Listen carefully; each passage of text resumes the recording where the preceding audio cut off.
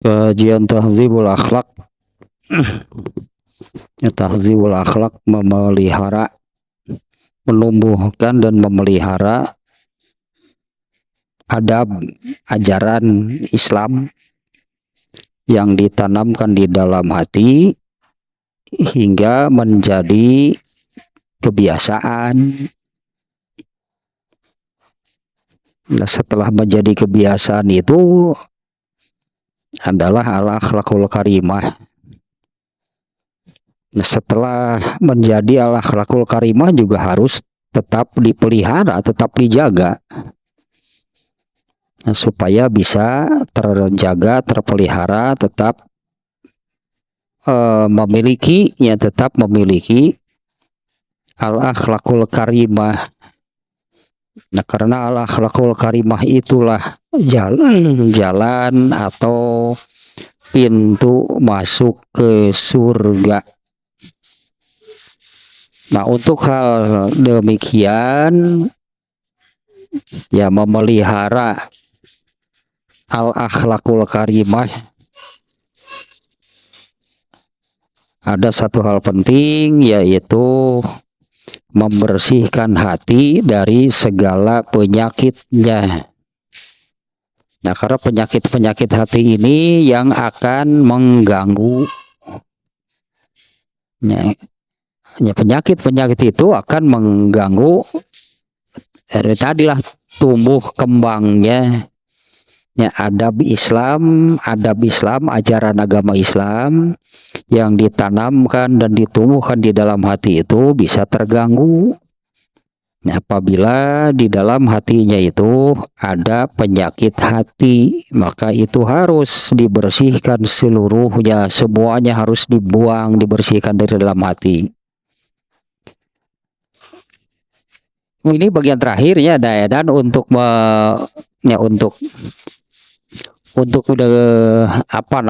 tadinya sampai kepada adab Islam itu tumbuh, berkembang dan berbuah menjadi al-akhlakul karimah.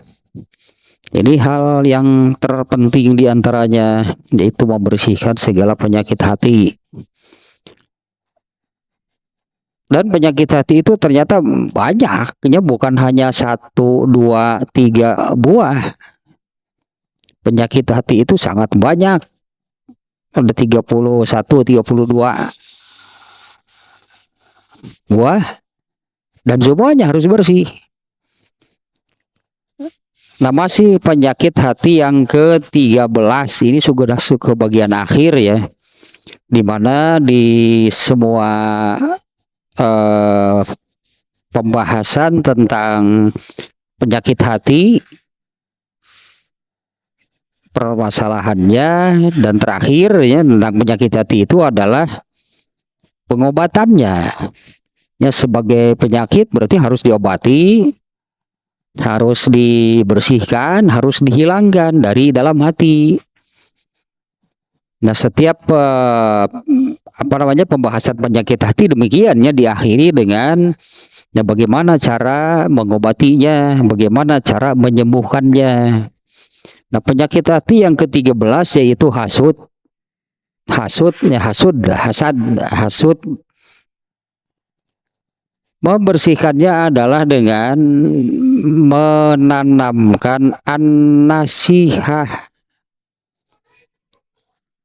Ya, an-nasihah ini nih antinya, ini lawannya, ini yang obatnya gitu ya, untuk menyembuhkan dan menghilangkan penyakit hati hasud.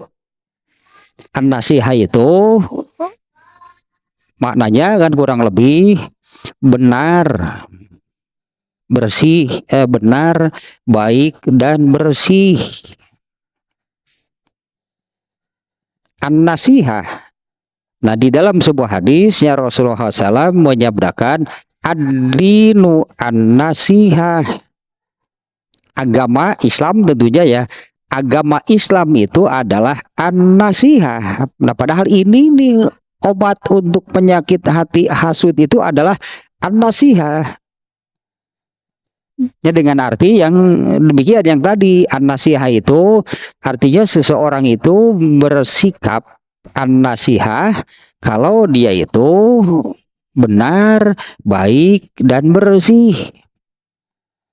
Nah, Rasulullah SAW menyabdakan ad-dinu an-nasihah, agama Islam itu an-nasihah.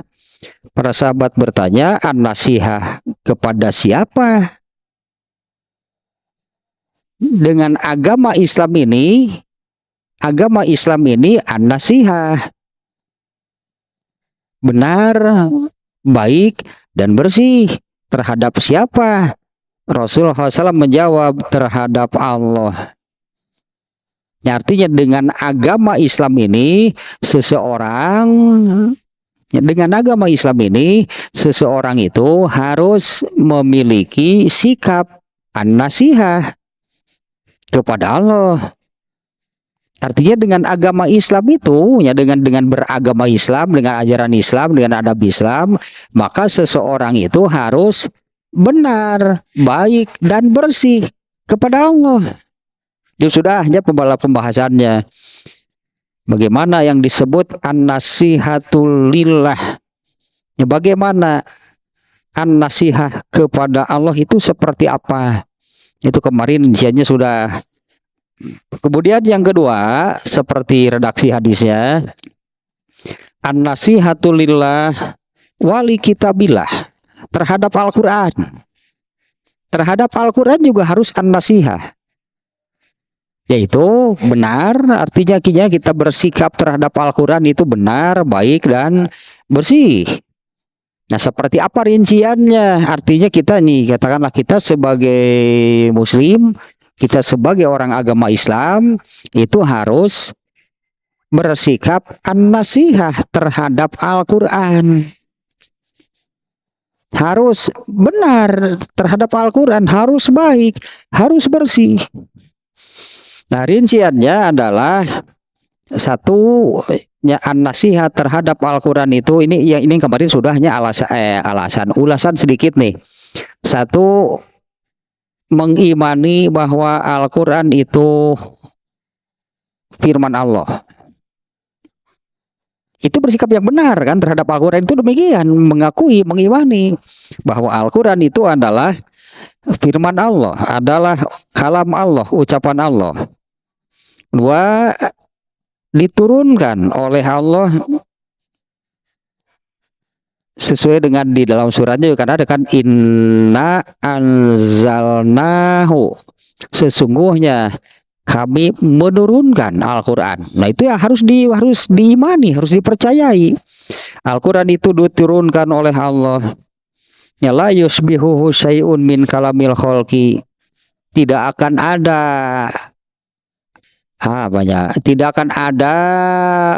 buatan siapapun, tidak akan ada yang manapun, yang bagaimanapun, yang seperti apapun yang menyerupai Al-Quran.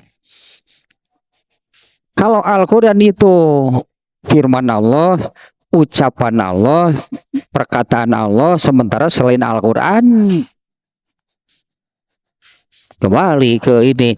Kalau selain Al-Quran, jadi itu ucapan siapa? Ya, ucapan salah satu makhluknya. Kalau Al-Quran itu ucapan Allah, kalau selain Al-Quran itu ucapan siapa? Ucapan salah satu makhluknya pasti.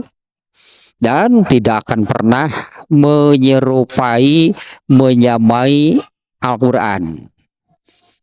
Ya kan, bahkan Allah menantang, ya, jika kamu ragu terhadap apa yang kami turunkan terhadap hamba kami yaitu Al-Quran, maka silahkan buat satu saja surat seperti yang ada di dalam Al-Quran. Fa illam taf'alu walan taf'alu, jika kalian tidak bisa dan pasti tidak akan bisa, ya fattaqun narallati waquduhan nas wal hijarah, bertakwalah, takutlah akan neraka yang bahan bakarnya itu manusia dan batu.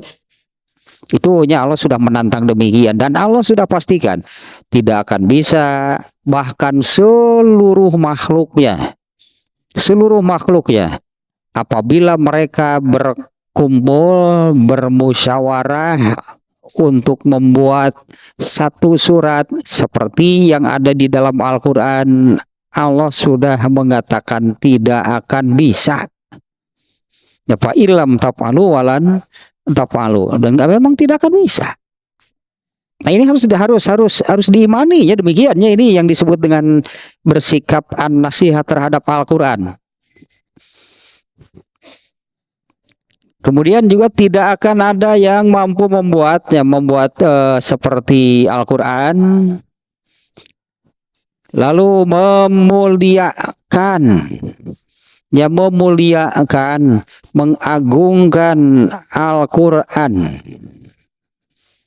memuliakan, menghormati dan mengagungkan Al-Quran itu wajib.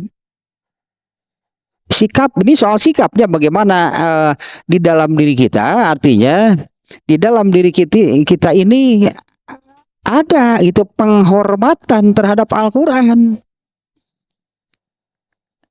Misalnya kalau melihat mushafnya nih ya, kalau melihat mushaf Al-Quran yang anggaplah misalnya bekas dibaca oleh anak-anak itu setelah membaca Al-Quran itu, misalnya mushafnya nih, kitabnya itu tidak dibereskan lagi, tidak disimpan lagi ke tempatnya, gular-goler tadi ubin. Kalau kita memiliki rasa hormat terhadap Al-Quran, benar-benar mau tega ningali Quran meskipun mushafnya itu ya, kita tidak akan tega gitu melihat mushaf Al-Quran itu ada di lantai, itu bekas anak-anak baca Quran, itu tidak akan. Nah itu ada berarti rasa penghormatan dari kita terhadap Al-Quran.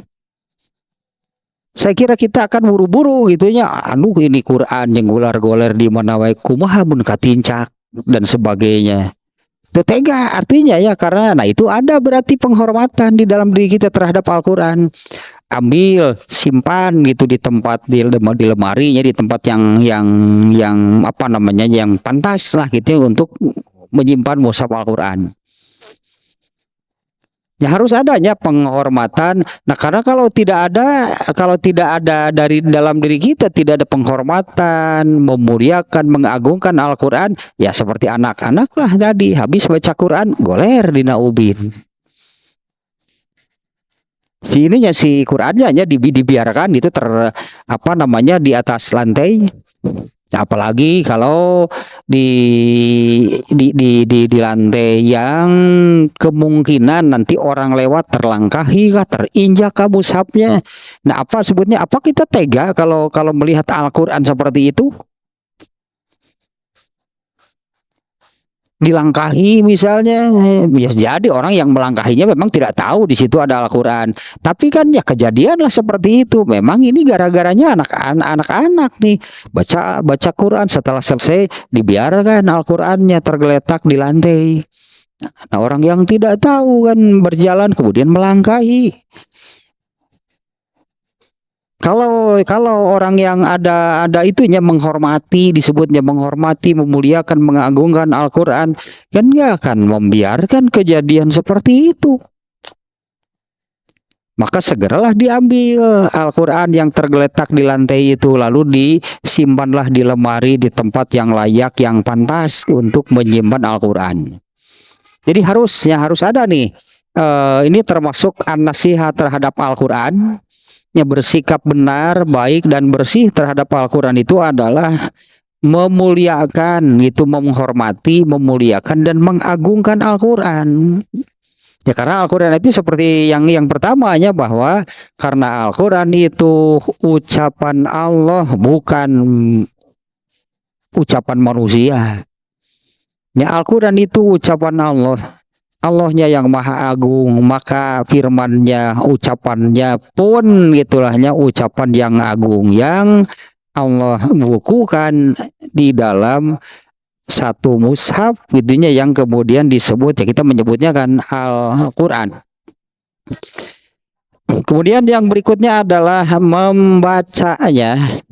tilawatuhu haqqo tilawatihi, membacanya, ya ini kan membacanya juga dengan haqqo tilawatihi itu dengan benar, dengan bacaan yang benar. Nah, Allah kan memerintahkan membaca Al-Qur'an itu bacaan yang tartil, yang apik, yang teliti bacanya. Dan juga membacanya itu harus haqqo tilawatihi wa tahsiniha wal khusyu'i indaha. Bacalah dengan naonnya haqqo tilawatihi, juga anu bener gitu, baca Quran mah yang benar gitu, membaca Al-Qur'an aja yang benar. Kalau apa ya, kan ada ilmunya, ilmu tajwid, belajar kan ininya apa namanya, makhrajnya, artikulasi pengucapkan huruf-huruf Arab, meskipun tidak sampai persis seperti orang Arab juga. Ya, tapi kalau antara apa namanya ya, kalau antara huruf ja, jim dengan zai atau sing beda we atulah namanya. Meskipun tidak seperti benar-benar seperti artikulasi orang Arab, kalau orang Arab sehari-harinya juga kan memang seperti itu ya huruf-hurufnya. Nah, kalau kita membaca Al-Qur'an atau huruf jim dengan zai masing beda we atuh. Jaja uhum amanya meuli kitu, hiji jim hiji zai sing rada beda we seeutik we lah. Ya artinya jangan apa namanya ya. Ya ini haqqo tilawati itu. Ini kan di dalam Al-Qur'an banyaknya kalimat kata tersebut kan, jaza uhum inda rabbihim jaza, nih kebetulan aja di sini ya contohnya yang huruf jim dan zainya berdampingan nih, ulaika jaza uhum, itu katingali yang satu huruf jim, yang satu huruf zai. Masa kedengarannya jaja sih atau si jaja atau itu bedakan lah tuh, becek orang masa etik kok terdengar gitu beda antara jim dengan zai. Huruf sin, kalau s ada 4 kan, ada sa, ada sa, ada sya, ada sa, sod itu s, bunyinya itu ada 2 s dan h aja, itu yang ya bayahna gitu, itu yang harus belajar. Kamu nubi mau jaja, aduh yang satu jim, yang satu zai, masa sih membunyikannya demikian, jaja. Aduh, apaan tuh si jaja we. Membacanya haqqo tilawatihi, dengan ya gitulah bacaan yang benar. Watah sinihi, juga berusaha membaguskan bacaannya. Bacalah yang benar, bacalah yang baik, bacalah yang bagus, gitu aja membaca Al-Quran. Wal khusyu'i indaha, dan bacalah dengan khusyuk. Mungkin bahasa khusyuk lah, khusyuk bacalah Al-Quran dengan serius. Al-Quran itu dengan serius. Katakanlah begini, bisa nggak kalau membaca Al-Quran sambil ngobrol? Kita misalnya kita membuka nih, sambil buka mushaf, atau di HP juga kan adanya, di handphone juga kan ada aplikasi Quran, baca Quran. Tapi kita ini sambil ngobrol, bisa nggak kalau seperti itu? Ya bisa kan tuh, bener hari gitu teh. Mun ngobrol sih bener, baca Quran sih bener. Yang zikir juga suka ada beri kieu gitu, tapi beri ngobrol ada hoream ngobrol jeung nu kitu teh, itu serius ente ngobrol teh. Ininya wal khusyuk artinya sing khusyuk, yang khusyuk lah. Fokus artinya kan kalau di sini nih ya, membaca Al-Qur'an itu yang benar, yang fokus. Serius lah pokoknya mau baca Quran sing serius. Nah, misalnya tadinya sambil ngobrol ke sambil lihat drakor ke wah bener atuh ngobrol ningali sinetron mah. Yang khusyuk ya nih membaca Al-Qur'annya yang khusyuk. Ini kan termasuk ini kan tentang an-nasihah ya bagaimana benar, baik dan bersihnya seseorang terhadap Al-Qur'an. Karena ini kan menurut Rasulullah SAW ya an-nasihah itu untuk siapa? Nah, an-nasihah kepada Allah, an-nasihah kepada Rasulullah, an-nasihah kepada Al-Quran, an-nasihah terhadap sesama muslim nantinya. Yang membaca Al-Quran dengan khusyuk wa iqamati hurufiha. Ayo makhrajna iqamati hurufiha teh ieu makhrajna ya. Wa iqamati hurufiha artinya misalnya kalau apa namanya? Ada kol-kolah istilahnya kan, ada kol-kolah sugro, ada kol-kolah kubro. Nah kadang-kadang kol-kolah sugro tah anu sok kaliwat mah. Padahal harus sedikit gitunya ada terdengar ulah henteu teuing jadi nanti karena kalau kol-kolah sugro mah sambil lalu nya sambil lalu ya teh eta nanti apa namanya nya pantulannya itu sedikit saja tapi jangan sampai tidak ada. Nah iya yang disebut iqamati hurufiha.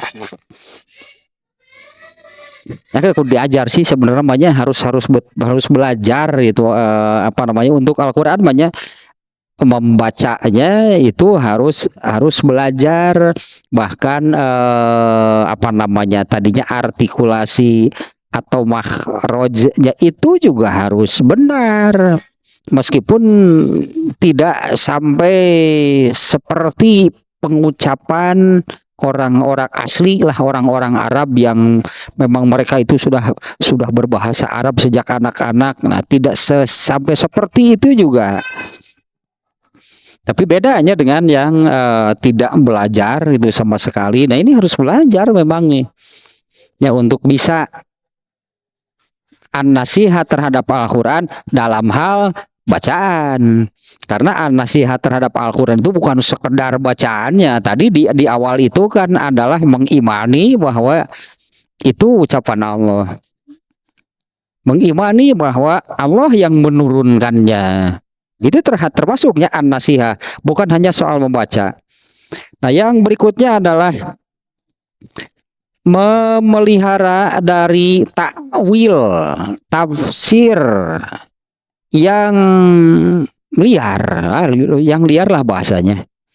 Menjaga diri dari menafsirkan, artinya ya menafsirkan, menakwilkan, memaknai ayat-ayat Al-Qur'an secara liar. Yang menafsirkan, memaknai, menakwil ayat-ayat Al-Qur'an secara liar itu adalah orang-orang yang menakwilkan, yang memahaminya, katakanlah demikiannya, menakwilkan, menafsirkan, memahami ayat-ayat Al-Quran itu hanya berdasarkan akalnya. Hanya berdasarkan akalnya. Apa benar artinya? Kalau menurut akalnya, menurut pikirannya, satu ayat misalnya, baca ayat, oh ayat ini maknanya maknanya begini, kata siapa? Itulah nantinya ya, kata siapa ayat tersebut maknanya? Oh berarti ayat ini maknanya begini, ini. Oh itu menurut pikiran saya. Nah itu yang tidak boleh. Itu liar disebutnya. Karena untuk memahami Al-Quran, memahami hadis itu ada metodologinya. Dan pasti ada, karena metodologi itu ada untuk segala sesuatu. Mana mungkin sesuatu tanpa metodologi, mustahil. Apalagi Al-Quran, hadis juga gitu ya. Apalagi Al-Quran, apalagi hadis Rasulullah SAW. Mana boleh, mana bisa dipahami berdasarkan akal masing-masing. Kalau Al-Quran dan hadis ini boleh dipahami berdasarkan akal masing-masing, manusia ada berapa banyak? Nanti 10 orang, 10 pemahaman. Sekali lagi nih ya, kalau ayat Al-Quran atau hadis ini boleh dipahami berdasarkan pikiran masing-masing orang, manusia ada berapa banyak? Bisa jadi ada 5 orang saja. Kelima orang ini beda pemahamannya untuk ayat atau hadis yang sama. Ya, untuk ayat dan hadis yang sama, 5 orang memahami, bisa 5 pemahamannya. Tapi kalau semuanya berpijak, berlandaskan metodologi dalam memahami ayat dan hadis, pasti sama. Karena dengan metodologi yang benar. Nah, kembali lagi ke sini nih ya nih. Menghindari gitunya, menghindari penakwilan, penafsiran, memahami dan memaknai ayat-ayat Al-Quran itu secara liar, sebutannya demikian ya. Yang bagaimana yang dimaksud secara liar, yaitu memahami Al-Quran itu hanya berpegang kepada kemampuan akal. Nah, kemudian yang berikutnya, melaksanakan juganya, mengawalkan, melaksanakan hukum-hukum yang ada di dalamnya. Ya tentu saja, karena contoh yang jelas ini nih, contoh yang gampang, contoh yang sangat gampang. Di dalam Al-Quran, misalnya ayat kutiba alaikumusiyam, itu kan harus diamalkan, berarti kan itu Al-Quran yang bicara, Allah yang berbicara. Allah sudah menetapkan kutiba alaikumusiyam, ya harus berarti apa yang Allah tetapkan di dalam Al-Quran itu hukum-hukumnya diamalkan, dan tidak boleh pilih kasih, tidak boleh tebang pilih. Mengamalkan ayat-ayat Al-Quran itu tidak boleh tebang pilih, harus diamalkan semuanya semampu, gitulahnya, semampu, semaksimal yang kita bisa. Ini saya suka jadikan ayat ini ya, masalah ini suka saya jadikan contoh. Ibadah haji itu rukun Islam. Ibadah haji itu rukun Islam. Rukun Islam ini hilang satu, hilang semuanya. Ya, ibadah haji itu rukun Islam. Tapi kan banyak ternyata orang Islam yang sampai wafatnya, sampai meninggalnya, dia tidak pergi ibadah haji. Jadi orang ini rukun Islamnya kurang satu. Mana ibadah hajinya? Sholat kan dikerjakan. Sholat dikerjakan, zakat dikerjakan, saum dikerjakan, hajinya mana? Ternyata sampai meninggalnya tidak melaksanakan ibadah haji. Nah, Allah juga tahu artinya. Dalam hal ini kan Allah yang berfirman, Allah yang mengatakan manis tato'a ilaihi sabila. Ibadah haji itu wajib ya. Manis tato'a ilaihi sabila, bagi orang yang mampu sampai ke sana. Bagi orang yang mampu untuk sampai ke sana. Dalam arti sampai ke sana kan untuk melaksanakan ibadah haji. Artinya seseorang yang Allah takdir, kadang-kadang tidak terlepas dari takdirnya. Allah takdirkan sampai meninggalnya tidak berangkat haji. Orangnya sendiri mengakui haji itu rukun Islam, haji itu wajib, pasti hukumnya. Sama dengan rukun Islam yang lainnya, sholat wajib, zakat wajib, saum wajib, haji. Masa haji tidak wajib? Sama wajib. Tapi karena, nah itu haji itu tadinya terkait dengan apakah Allah menakdirkan memiliki kemampuan untuk melaksanakan atau tidak. Bagi yang tidak sempat sampai meninggal, tidak sempat melaksanakan ibadah haji, tapi kan mengakui wajibnya, juga berniat apabila Allah memberikan kesempatan, nah maka ini oleh Allah akan tetap dihitung lengkap. Sementara perintahnya tadinya perintah melaksanakan ibadah saum, kutiba alaikumusiyam, laksanakan hukumnya. Artinya dilaksanakan perintah Allah tersebutnya dengan melaksanakan ibadah saum. Wa atu zakat, zakatnya dikeluarkan. Aqimus sholat, banyakkan ayatnya dikerjakan. Tidak boleh tebang pilih, wajib mengerjakan semua yang ada di dalam Al-Quran sesuai dengan kemampuan. Karena ada ya, contohnya saya kira sangat mudah jadinya ya, sehingga ada orang yang sampai meninggal tidak melaksanakan ibadah haji. Apa dia tebang pilih? Apa dia tebang pilih? Itunya sholat dilaksanakan, zakat dilaksanakan. Kenapa haji tidak dilaksanakan? Karena tuntutannya adalah melaksanakan hukum di dalam itu adalah seluruhnya secara total. Kemudian yang berikutnya, memahami ilmunya ada di dalam Islam ini ya. Di dalam Islam ini itu fan ilmu, ada satu apa namanya ya, fan ilmu lah, yaitu ulumul Quran. Ulumul Quran, ada ulumul hadis, ada ulumul Quran.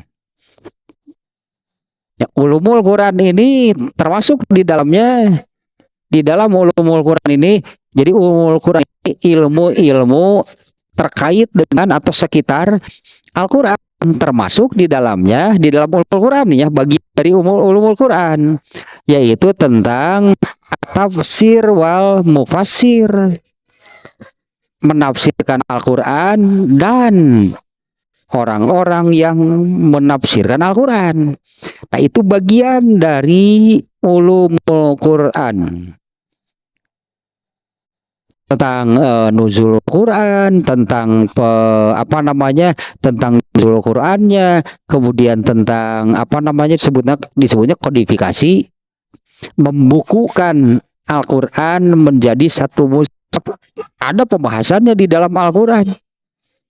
Ya, bagaimana kronologisnya Al-Quran itu hingga dibukukan, padahal ada hadis yang melarangnya. Rasulullah dulu melarang tidak boleh menuliskan ayat Al-Quran, sehingga tidak ada satupun ya sahabat yang memiliki catatan ayat-ayat Al-Quran, itu tidak ada, dilarang oleh Rasulullah, dan sampai beliau meninggal tidak diubah. Artinya larangan itu hingga beliau meninggal, sehingga Rasulullah SAW wafat, Rasulullah tidak mencabut larangan kepada para sahabat untuk membukukan Al-Quran. Tapi kemudian dengan ijtihad Umar bin Khattab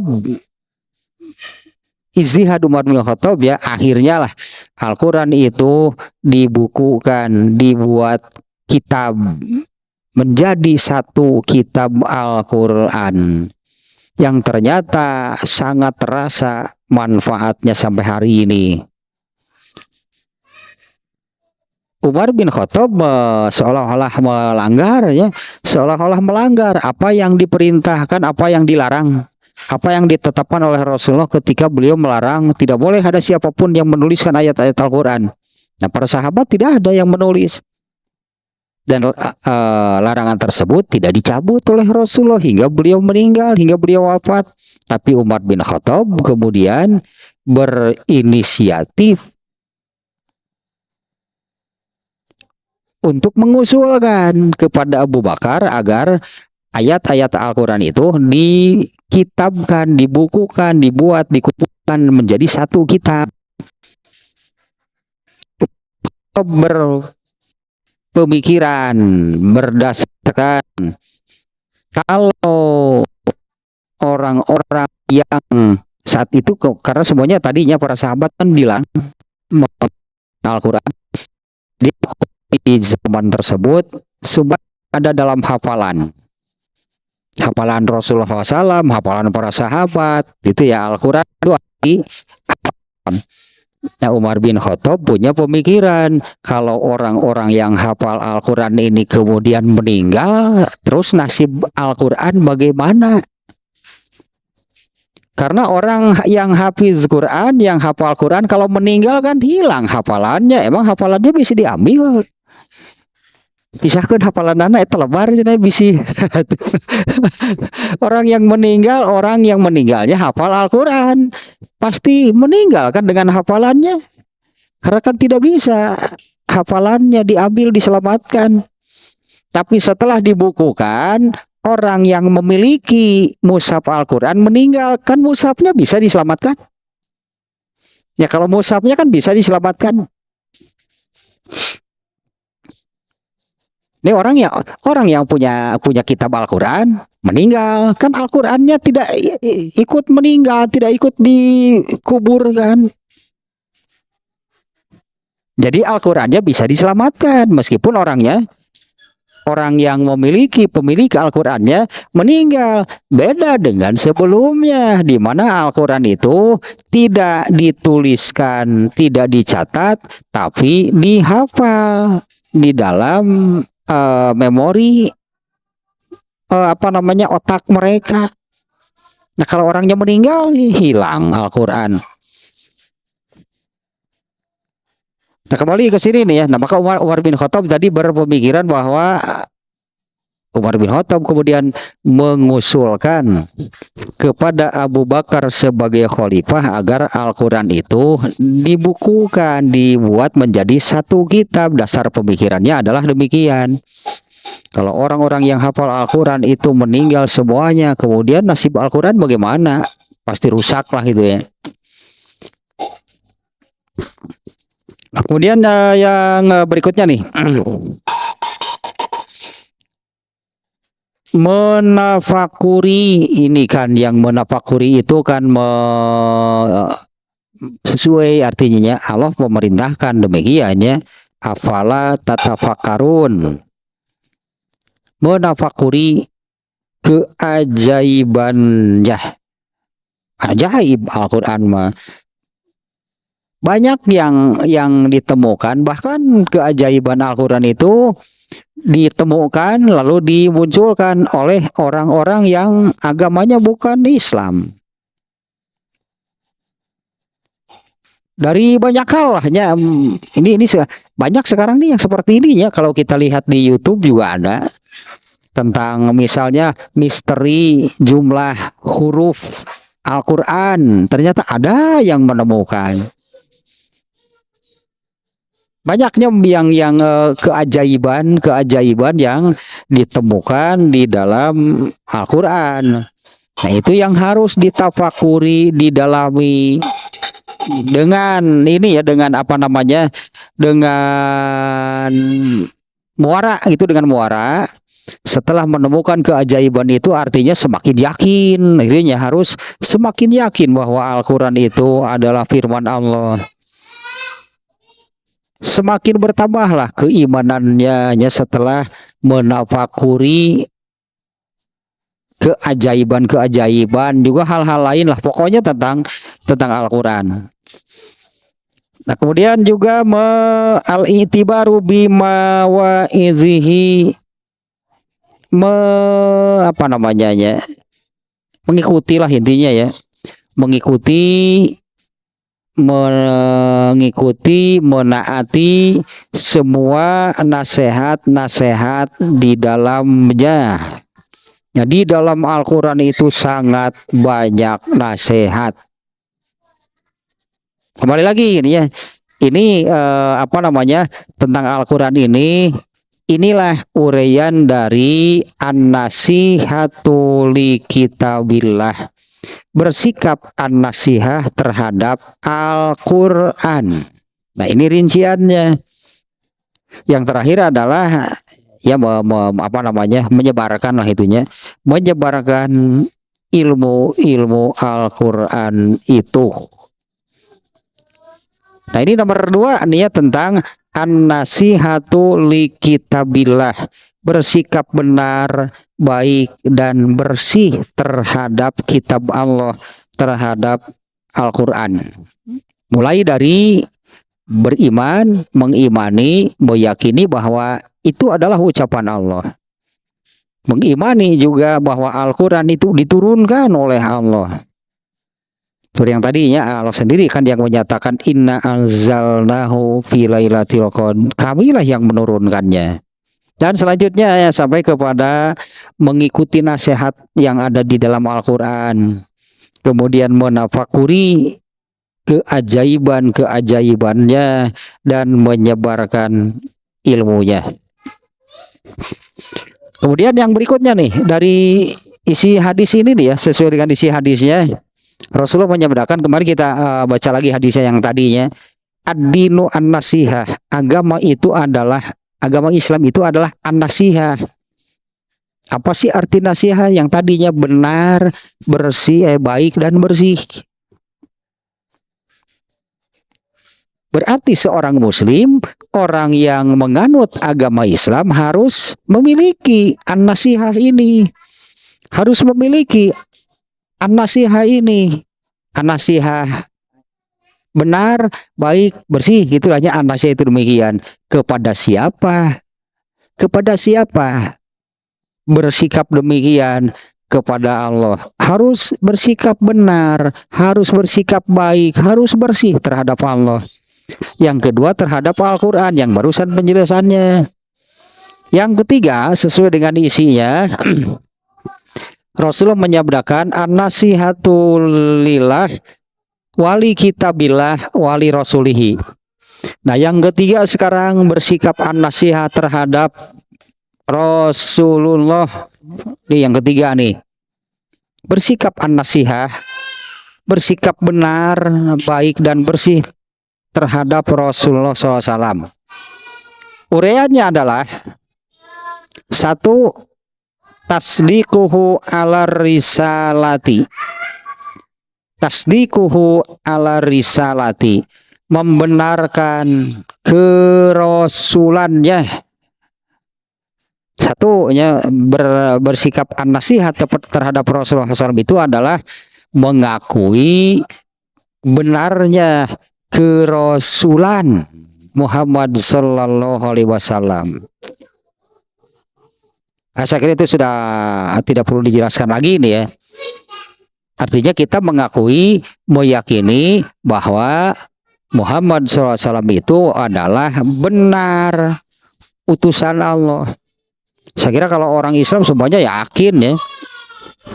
Karena di dalam agama Islam itu juga kan dijelaskan ya bagaimana awal mula turun wahyu, bagaimana awalnya Rasulullah SAW menjadi nabi.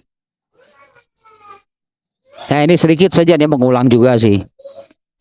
Seperti yang diriwayatkan di dalam hadis riwayat Bukhari ini.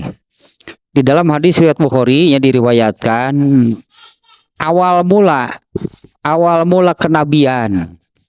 Awal mula kenabian itu adalah Rasulullah SAW itu sering suka bermimpi kemudian menjadi nyata.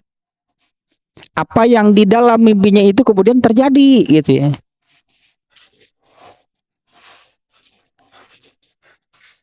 Sering bukan sering apa namanya, kejadian lagi, mimpi terjadi lagi, mimpi terjadi lagi. Ternyata dengan cara demikian Allah itu menghentikan Rasulullah SAW dari berdagang. Allah menghentikan Rasulullah SAW dari berdagang untuk diarahkan oleh Allah menjadi nabi. Nah, Rasulullah itu mengalami apabila mimpi kemudian kejadian, mimpi kemudian terjadi, itu mengganggu dan Rasulullah SAW. Semakin lama, semakin sering mengalami hal seperti itu. Mimpi kejadian. Rasulullah SAW itu bingung sendiri. Kenapa jadi seperti ini? Karena sebelumnya tidak pernah demikian. Akhirnya terganggulah pikirannya dengan sering mengalami hal seperti itu. Mimpi kemudian terjadi. Mimpi kemudian terjadi. Akhirnya Rasulullah SAW, mungkin kalau di kita ini konsentrasi dagangnya juga sudah hilang. Konsentrasi dagangnya hilang. Ngitung batik salah, ngirim barang salah, atau berkusut dagang gitu mah. Makanya itu maksud Allah ya,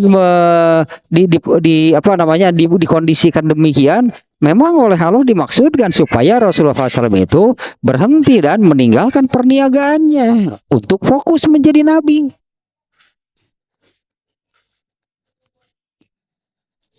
Yang kemudian kan ketika sampai waktunya, waktu yang sudah Allah tetapkan, yaitu mulai menjadi nabi, yaitu Allah menurunkan wahyu yang pertama. Sejak menerima wahyu yang pertama itu, maka Muhammad SAW ini resmi menjadi seorang nabi, seorang utusan Allah, seorang rasul. Nah, ini yang pertama nih ya, bersikap an-nasihah terhadap Rasulullah SAW adalah mengimani kenabian, kerasulan Muhammad Sallallahu Alaihi Wasallam. Kemudian yang kedua, al-imanu bijami'i ma ja'a bihi. Mengimani semuanya tanpa kecuali ya, tanpa kecuali ya, tanpa syarat. Mengimani semua yang datang dari Nabi sallallahu alaihi wasallam. Ini kan Abu Bakar yang menunjukkan sikap demikian. Contohnya, Abu Bakar itu tidak pernah meragukan sedikit pun apa yang datang dari Rasulullah SAW. Abu Bakar selalu akan mengatakan, aku yakin bahwa yang datang dari Rasulullah SAW itu pasti benar. Meskipun apa yang datangnya itu di luar kemampuan nalar manusia. Teka harti moal ayah Abu Bakar mak itu teh.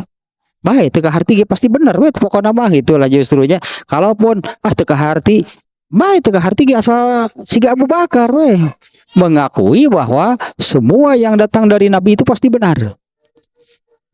Karena kalau ini tidak bisa dipahami, ini di luar logika, ini tidak, ini teka harti.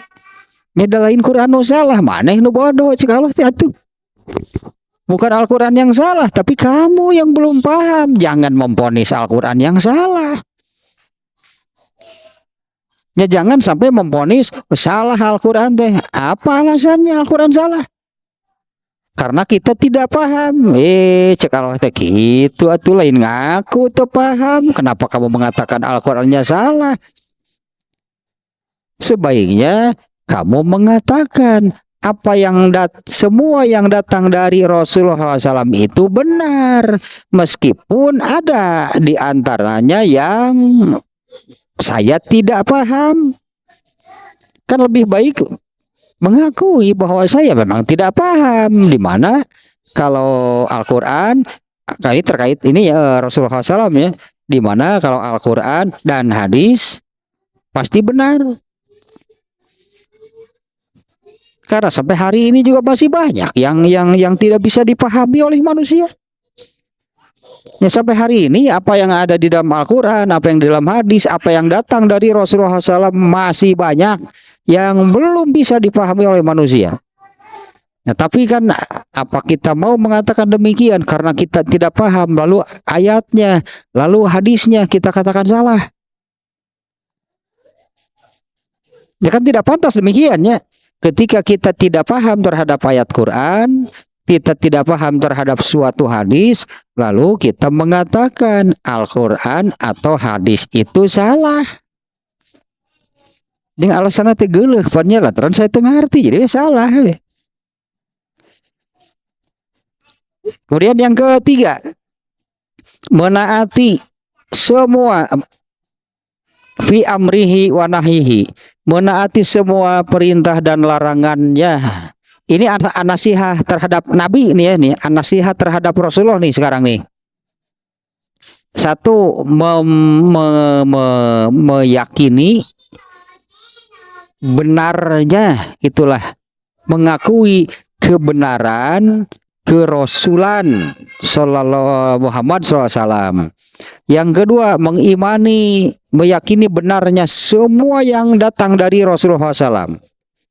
Yang ketiga, wa ta'atuhu fi amrihi wa nahyihi, menaati semua perintah dan larangannya. Menaati semua perintah dan larangan Nabi Sallallahu Alaihi Wasallam.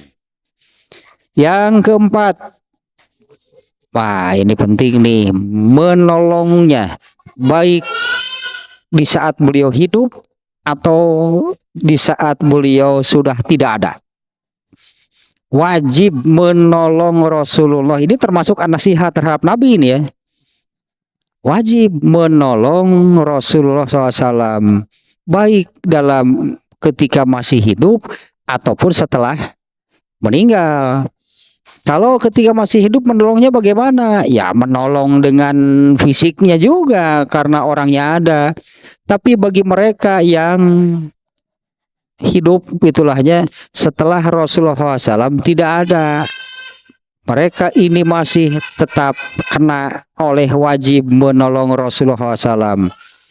Meskipun bukan langsung menolong orangnya, karena sosoknya, orangnya Rasulullah SAW itu sudah meninggal, sudah tidak ada.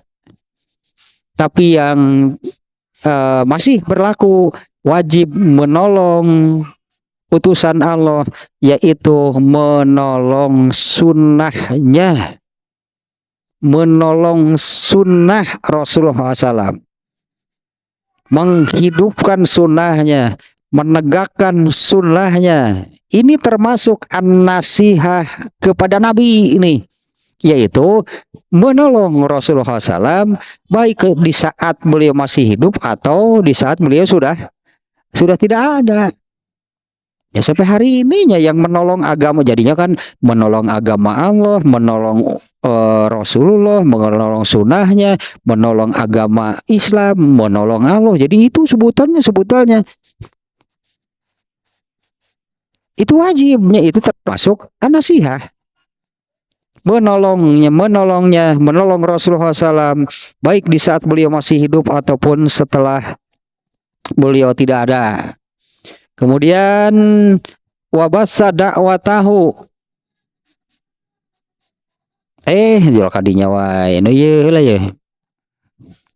Nusratuhu hayyan wa mayitan wa mu'adatu man adaha wa muwalatu man walaha, memusuhi orang yang memusuhinya, memusuhi orang yang memusuhi Rasulullah SAW. Ya seperti kita ini, kita memusuhi Abu Lahab gak? Wajib betul memusuhi Abu Lahab ya, karena Abu Lahab itu kan memusuhi Rasulullah SAW. Nah, ini memusuhi orang yang memusuhi Rasulullah SAW. Sekarang juga ada orang-orang yang seperti itu ya. orang yang menunjukkan kebencian, orang-orang yang menunjukkan permusuhan, bahkan sampai membuat karikatur Nabi dan sebagainya. Nah, kita ini harus bagaimana terhadap mereka? Kita wajib memusuhi orang seperti itu. Mereka ini orang yang memusuhi Rasulullah SAW. Wa mu'alatu man walaha, dan wajib menolong, wajib membantu siapapun yang membantu, yang menolong Rasulullah SAW. Dan kalau bukan hanya sekedar menolongnya, kalau dalam yang kemarin kan hubul ansor minal iman, ternyata kan Rasulullah mewajibkan orang-orang Islam itu mencintai kaum Ansor. Kaum Ansor itu adalah orang yang menolong Nabi. Nah, di sini termasuk an-nasihah kepada Nabi adalah menolong orang yang menolong Rasulullah SAW. Nah, bahkan kalau dalam Kitabul Iman kemarin kan berarti juga wajib mencintai orang-orang yang mencintai Rasulullah SAW.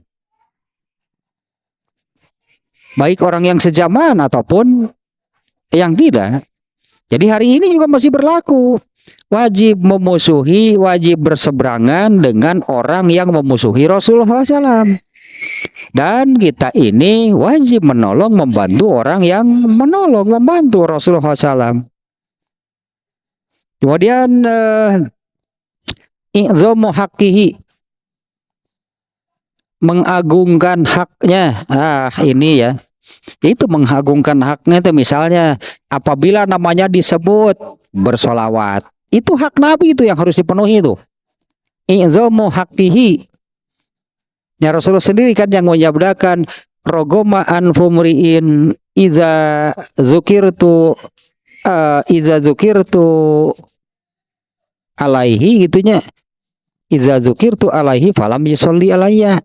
Celakalah orang yang apabila aku disebut dia tidak bersolawat kepadaku. Nah, ini dia mengagungkan haknya, itu hak Rasulullah SAW dibacakan solawat apabila namanya disebut.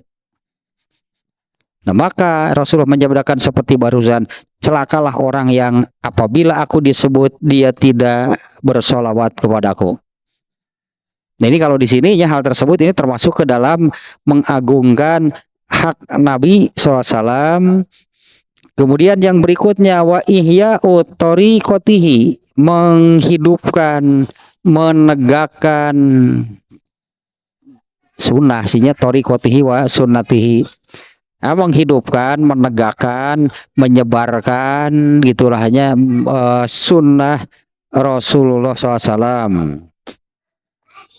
Yang berikutnya wabasa dakwatahu, kemudian menyebarkan juga nih, karena dulu Rasulullah SAW itu kan melakukan ini ya. Rasulullah SAW itu kan menegakkan tabligh dakwah. Tabligh dakwah. Tabligh artinya menyampaikan, kalau dakwah artinya mengajak. Itu yang dulu dilakukan oleh Rasulullah. Dan itu yang harus dihidupkan, gitu ya. Itu harus dihidupkan oleh orang yang bersikap an-nasihah kepada Nabi. Hidupkan tabligh dan dakwah yang dulu dilakukan oleh Rasulullah SAW. Kemudian yang berikutnya atafaqquhu fi ma'anihi, mendalami tafakuh, mendalam memahami hadisnya. Berarti kalau ini kan terkait dengan Rasulullahnya, kalau dengan Allah kan Al-Quran, terkait dengan Rasulullah adalah hadisnya. Berarti harus tafakuh, belajar secara mendalam, gitulah sebutannya. Belajar secara mendalam untuk memahami makna-makna dari hadis. Kemudian atalattufu fi ta'allumiha, harus ada rasa suka, harus ada rasa cinta dalam mempelajari hadis. Atalattufu fi ta'allumiha. Jadi mempelajari hadis mah harus ada di dalam dirinya rasa suka, rasa cinta, resep diajar hadis bergembira gitulahnya. ketika membaca hadis, memaknai makna, memahami maknanya, itu harusnya ada itu didasarinya sih oleh karena ada kecintaan terhadap Nabi. Lalu yang kita baca ini sabda Nabi, pasti resep besok. Artinya kalau ada kecintaan kepada Rasulullah SAW, lalu kita baca hadis, pasti resep. Karena hadis itu kan, itu ucapan Nabi, ucapan orang yang kita cintai. Nih sabdanya. Dah harusnya seperti itu sebetulnya ya. At-talattufu fi ta'allumiha. Ya ada rasa, itulahnya ada kesukaan, cinta, gembira mempelajari hadis, juga mengajarkannya. Kemudian yang terakhir adalah at-ta'addubu bi adabiha. Itu tadinya di ini awal. At-ta'addubu bi adabiha, beradablah dengan adab yang diajarkan oleh Rasulullah. Bukan akhlak, adab mah yeuna pelajaranana adab Islam, artinya ajaran agama Islam. Nah, beradablah, pelajarilah adab-adab yang diajarkan oleh Rasulullah SAW. Kemudian yang terakhirnya tentang an-nasihah kepada Rasulullah adalah mencintai keluarganya. Mencintai keluarganya, menghormati, mengagungkan lah gitu ya. Keluarganya, istrinya, anaknya, cucunya, saudara-saudaranya seperti Ali bin Abi Thalib, itu kan saudara Rasulullah. Yang kemarinnya Zubair bin Awam, itu adalah keluarga Rasulullah SAW. Tasa berestah tentang yang nomor 3-nya an-nasihah kepada Rasulullah. Jadi harus bagaimana itu kan, harus bagaimana kepada Allah, harus bagaimana kepada Al-Quran, harus bagaimana kepada Rasulullah. Nah, yang barusannya kepada Rasulullah SAW itu ada 12 poin barusan sebetulnya. Mulai dari meyakini benarnya kerasulan Rasulullah SAW, sampai yang terakhir adalah mencintai keluarganya. Bukan hanya Rasulullahnya, tapi juga mencintai keluarganya.